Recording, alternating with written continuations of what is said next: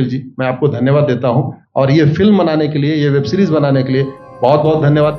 कहां का सत्यमेव जयते, कहां का सत्यमेव जयते, कहां का सत्यमेव जयते। सुप्रीम कोर्ट के जजेस, हाई कोर्ट के जजेस जरूर इसको देखें और आत्मचिंतन करें कि भारत की न्याय प्रणाली कहां पहुंच गई है। भारत में टोटल 5 करोड़ केसेस तो वो हैं जो district court, high court, supreme court में है।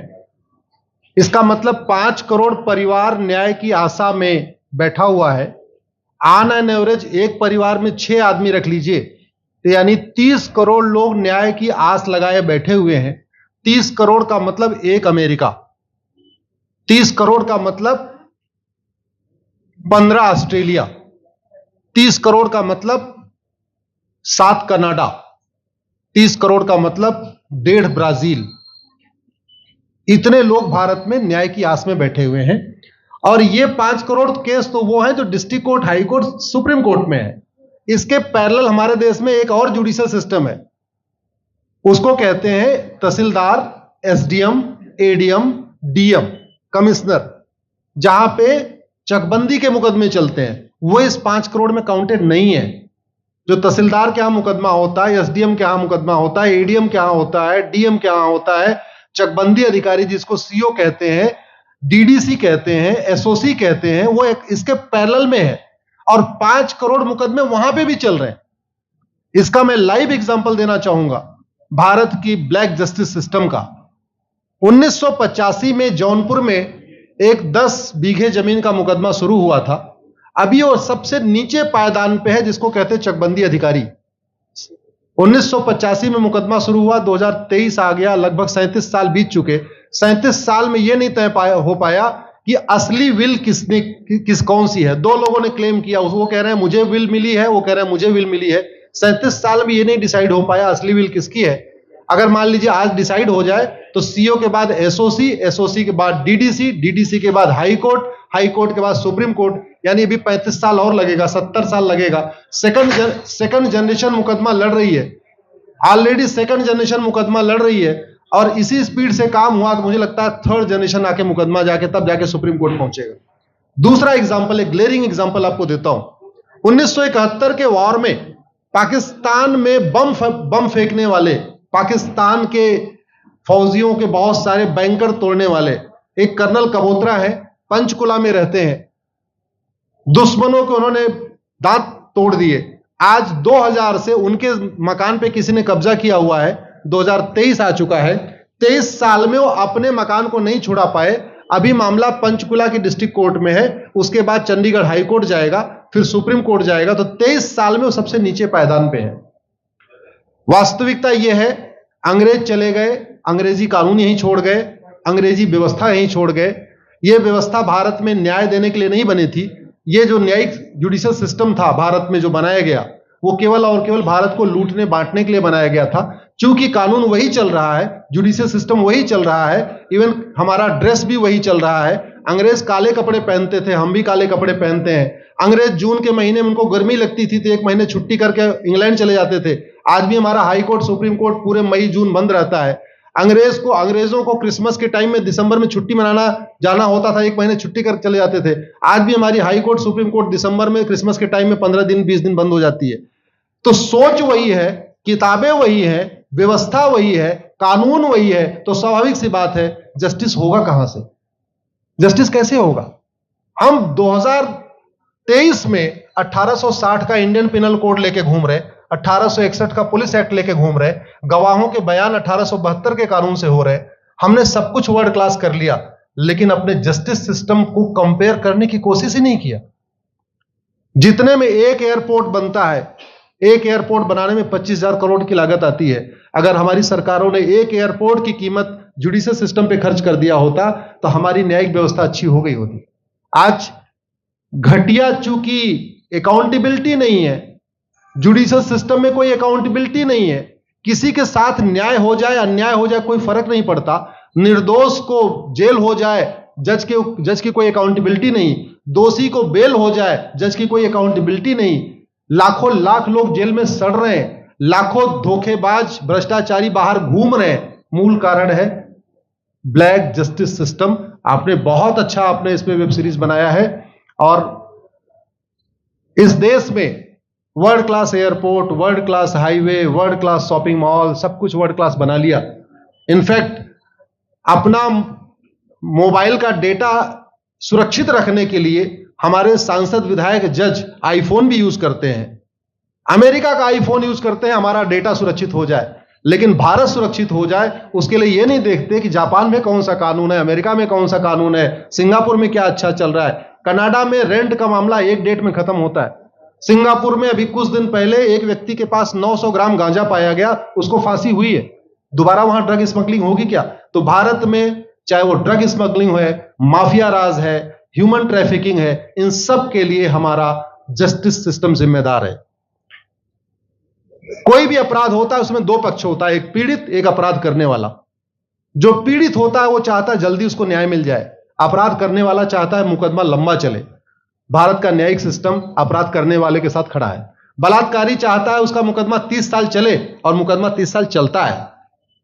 भू माफिया चाहता है कि गरीब की जमीन पे कब्जा कर ले, उसका मुकदमा 50 साल चले, और आज की डेट में मुकदमा 50 साल चल रहा है। इसका मतलब वर्तमान न्यायिक सिस्टम बलात्कारी के पक्ष में है, भू माफिया के पक्ष में है, ड्रग स्मगलर के पक्ष में है, ह्यूमन ट्रैफिकर के पक्ष में है, नक्सलियों के पक्ष में है, माओवादियों के पक्ष में है, जो लोग देश विरोधी काम कर रहे हैं उनके पक्ष में है।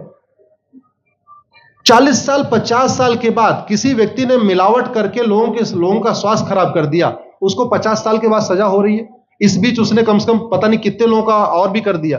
तो ये जो जस्टिस सिस्टम होता है दवा की तरीके काम करता है। जैसे दवा अच्छी होती है बीमारी तुरंत ठीक हो जाती है, अगर दवा घटिया होती है तो बीमारी बढ़ जाती है। दवा खाने के बाद शरीर एज इट इज नहीं रहता, या तो बीमारी ठीक होती है या तो बीमारी बढ़ती है। अगर कोई आदमी एक गांव में किसी के साथ कुछ गलत कर दे, उसको 6 महीने के अंदर सजा हो जाए, साल भर के अंदर हो जाए, दूसरा अपराध वहां नहीं होगा। लेकिन अगर उस व्यक्ति को पनिशमेंट नहीं मिला तो स्वाभाविक सी बात है उसने उसको और मोटिवेट कर दिया। कहते नहीं ऐसे बुखार है, तुरंत 2 गोली खाइए बुखार ठीक हो गया, लेकिन अगर आपने दवा नहीं खाई या गलत दवा खा लिया तो टाइफाइड होगा या निमोनिया होगा। दुर्भाग्यवश ये हमारा जस्टिस सिस्टम यही कर रहा है। आज की डेट में जितनी समस्याएं हैं, चाहे वो घूसखोरी है, जमाखोरी है, मिलावटखोरी है, कालाबाजारी है, नशा तस्करी है, मानव तस्करी है, सोना तस्करी है, ड्रग स्मगलिंग है, या नक्सलवाद है, या माओवाद है, या कट्टरवाद है, जो भी समस्याएं हैं, उसका एक बहुत बड़ा कारण यह है कि हमारा जस्टिस सिस्टम उसको टैकल नहीं कर पा रहा है, उसको पकड़ नहीं पा रहा है, और इसीलिए भारत में अराजकता है। मैं तो इतने जानता हूं, ऐसी कोई बीमारी नहीं जिसकी कोई दवाई नहीं, ऐसी कोई समस्या नहीं जिसका कोई समाधान नहीं। हम हर चीज के लिए बाहर से चीजें खरीदते हैं, तो हम ये क्यों नहीं देख रहे हैं कि आखिर चाइना का जस्टिस सिस्टम कैसा है, सिंगापुर का कैसा है, कनाडा का कैसा है, फ्रांस का कैसा है, और अमेरिका का कैसा है। हम क्यों नहीं बेस्ट प्रैक्टिसेस उनकी अडॉप्ट कर लेते। दुनिया के कई देशों ने नार्को पॉलीग्राफ ब्रेन मैपिंग कानून बना दिया। मेरी बहन दीपिका नारायण बैठी हुई है, ये लगातार फॉल्स केसेस के खिलाफ, इनको मैं देखता रहता हूं, एक्टिव रहती है। एक कानून बन जाए नार्को पॉलीग्राफ ब्रेन मैपिंग, और कंप्लेन पे अंडरटेकिंग ले लिया जाए कि जो कुछ मैं शिकायत कर रहा हूं इसके लिए मैं अपना नार्को पॉलीग्राफ ब्रेन मैपिंग कराने के लिए तैयार हूं, हजारों की संख्या में फेक केसेस खुद ही खत्म हो जाएंगे। आज की डेट में लोग जुडिशरी की लापरवाही के साथ साथ फर्जी केस से परेशान है, फर्जी गवाही से परेशान है, फर्जी एफआईआर से परेशान है, हजारों परिवार परेशान है। कई बार देखा गया कि जो फैमिली के केसेस होते हैं उसमें कितने सारे फेक केसेस भी आ रहे हैं। तो जो वास्तव में दोषी हैं उनको पनिशमेंट नहीं मिल पा रहा है, जो निर्दोष हैं उनके खिलाफ फर्जी केसेस हो रहे हैं। आज की डेट में गांव में एक दबंग अगर जमीन कब्जा कर लेता है, किसी की हिम्मत नहीं पड़ती उसके खिलाफ कोई गवाही दे दे। लोगों को अपनी जमीन छुड़ाने में 30-30 साल लड़ना पड़ रहा है, 35 साल लड़ना पड़ रहा है। अगर 30 साल 35 साल के बाद कक्कड़ जी उसको अपनी जमीन मिल भी गई तो उसके साथ न्याय कहां हुआ? 35 साल में उसका टाइम बर्बाद हो गया, 35 साल में उसका पैसा बर्बाद हो गया, 35 साल वो मेंटल ट्रॉमा में रहा, 35 साल उसने तारीख पे तारीख झेली है। और मैं तो डिस्ट्रिक्ट कोर्ट में कई बार जाके देखा, ऐसे परिवारों को देखता हूं जिनके पास बस से आने के लिए पैसा नहीं है, साइकिल से आते हैं। ऐसे परिवारों को देखता हूं जो चाय नहीं पी सकते अपने पैसे से, बेचारे घर से रोटी बांध के और अचार लेके आते हैं, लेकिन वहां मजबूरी में वकील को पैसा देते हैं। तो हमारी कोर्ट कचहरी वास्तव में दलाली का अड्डा बन गया है। हमारी कोर्ट कचहरी भ्रष्टाचार का अड्डा बन गया है। और मैं दुख के साथ कहना चाहूंगा, अदालतों में न्याय हो नहीं रहा है, बल्कि न्याय बिक रहा है। जिनके पास पैसा है, वो उन्होंने कितना बड़ा क्राइम किया हो, मर्डर किया हो, रेप किया हो, उनको जमानत हो रही है। और जिनके पास नहीं है, वो बेचारे जेल में सड़ रहे हैं। कई बार तो देखा गया, मैंने मेरे मर्डर किया एक्स अनंत सिंह ने, लेकिन एक्स अनंत सिंह बाहुबली थे, उन्होंने थानेदार को 20 लाख रुपए दिया, वो वाई अनंत सिंह को लेकर जेल में डाल दिया, नाम वही है। अब उसके बाद क्या हुआ, 20 साल मुकदमा चला और फिर सबूत के अभाव में छूट गया।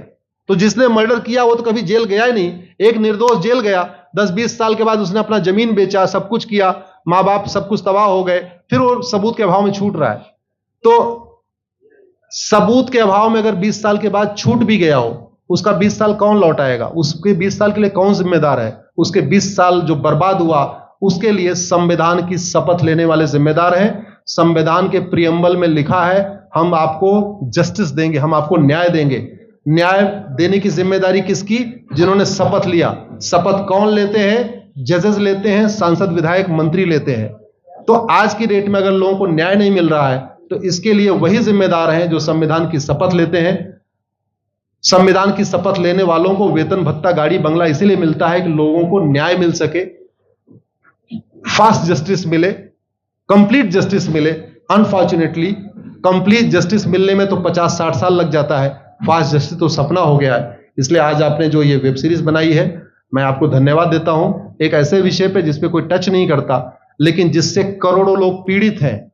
मैंने कहा ना, 5 करोड़ लोग सीधे district court, high court, supreme court के केसेस से पीड़ित हैं, और 5 करोड़ मुकदमे एसओसी, डीडीसी, तहसीलदार के यहां चल रहा है। तो अगर 5 करोड़ से 30 करोड़ लोग इधर पीड़ित हैं, तो उधर भी पीड़ित है। वास्तव में बहुत बड़ी संख्या भारत में इसी से पीड़ित है।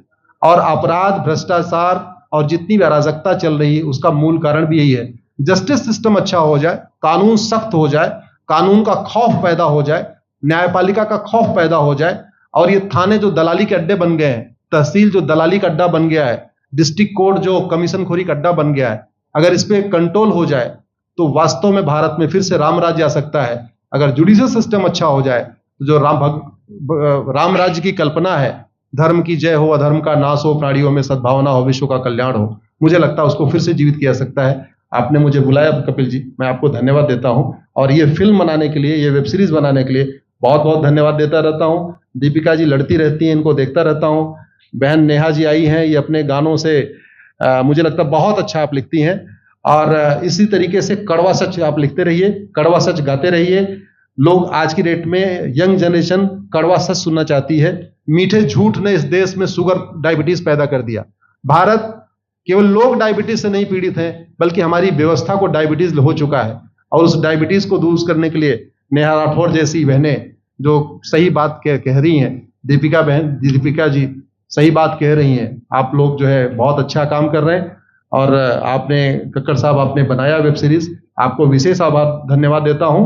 यही निवेदन करता हूं, इस वेब सीरीज को ज्यादा से ज्यादा देखें।